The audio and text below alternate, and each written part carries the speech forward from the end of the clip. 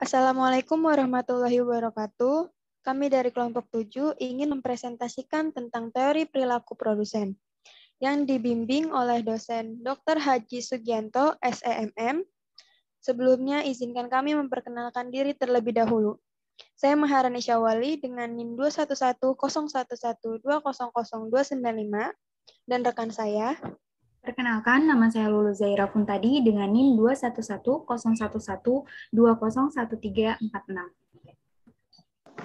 Perkenalkan, nama saya Nanda Azahra dengan nomor NIM 2110112000658.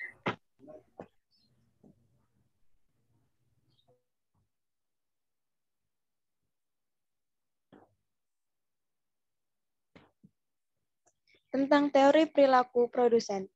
Dalam memahami perekonomian pasar, kita harus memahami organisasi dan fungsi perusahaan bisnis dalam perekonomian.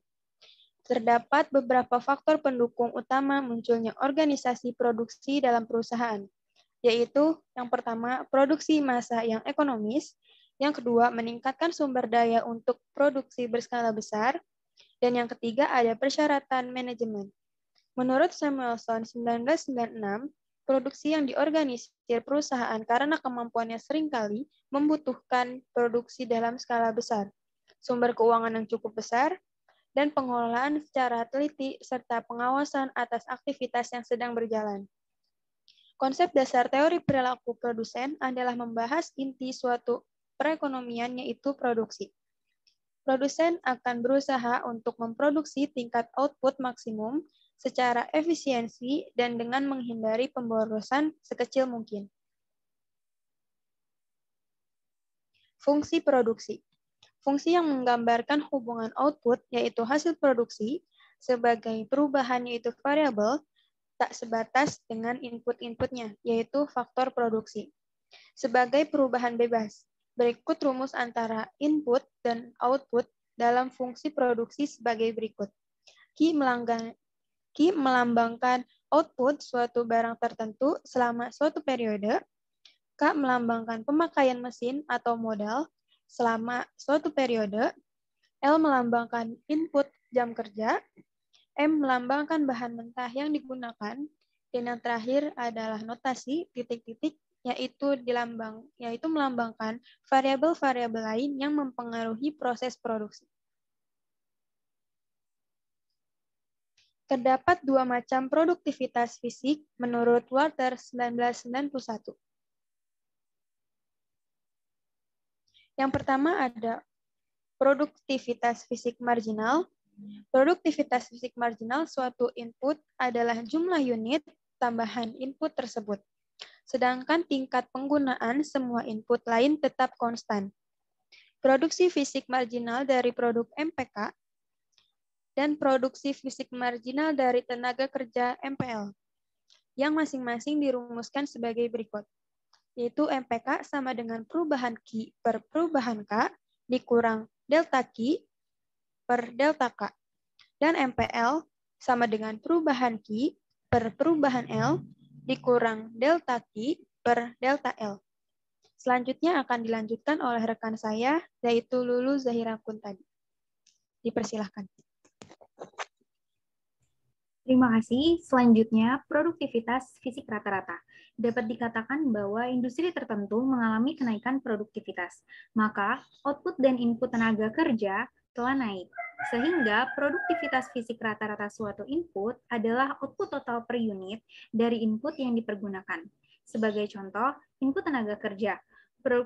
Produktivitas rata-rata APL dapat dirumuskan yaitu output dibagi dengan input tenaga kerja atau Q dibagi dengan L. Berikut ini gambaran kurva mengenai L, MPL, serta APL. Selanjutnya, produktivitas marginal yang dihubungkan dengan masing-masing faktor biasanya positif untuk suatu rentang atau range yang cukup besar.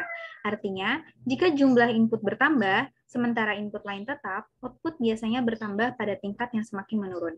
Sifat fungsi produksi yang demikian disebut dengan hukum menurunnya produktivitas marginal. Selanjutnya, yaitu pembahasan mengenai isoquant. ISOC 1 menunjukkan kombinasi-kombinasi alternatif antara input modal atau K dengan tenaga kerja atau L yang dapat digunakan untuk memproduksi suatu tingkat output tertentu. Ciri-ciri kurva ISOC 1 sendiri yaitu yang pertama mempunyai koefisiensi garis negatif, yang kedua garis cenderung cembung, yang ketiga antara garis ISOC 1 dengan ISOC 1 lainnya itu tidak berpotongan atau tidak pula bersinggungan, dan yang terakhir kurva ISOC 1 yang jauh dari titik origin atau pusat menunjukkan jumlah output yang semakin banyak. Berikut ini contoh dari kurva ISOC 1 pada dua input, yaitu modal yang dilambangkan dengan K dan tenaga kerja yang dilambangkan dengan L. Selanjutnya akan dipaparkan materi oleh Nanda Azhara.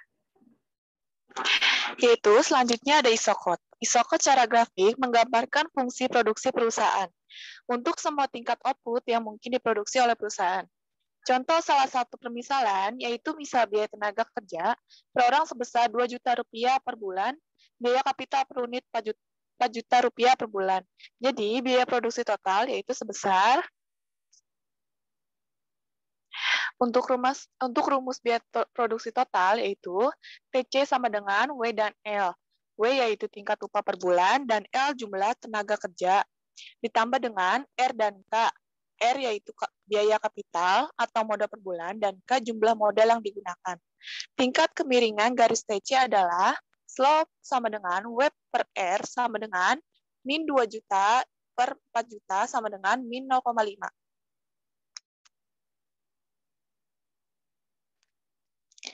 Setiap garis ISOC menunjukkan kombinasi tenaga kerja dan kapital yang dapat dibeli pada tingkat biaya total tertentu. Slope-nya sama dengan minus tingkat upah dibagi dengan tingkat sewa kapital. Tingkat biaya yang lebih tinggi dicerminkan oleh garis ISOC yang lebih jauh dari titik nol. Di bawah merupakan contohnya.